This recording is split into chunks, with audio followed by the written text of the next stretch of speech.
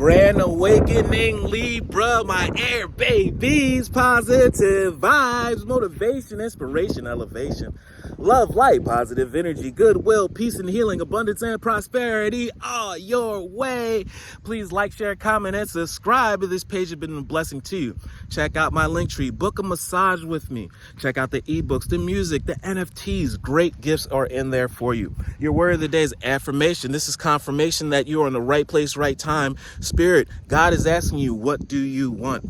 Write it down. Make it plain. Do not skip any lines on your sheet, because where there's lines and spaces, Spirit and God has to place something in there for you. It may not be something that you're asking for. It won't be terrible, but it won't be something that you're asking for. So make sure you write down specifically to the T, to the punctuation, what you want in your life. For Spirit and God saying, I'm going to give it to you. Be bold enough to ask.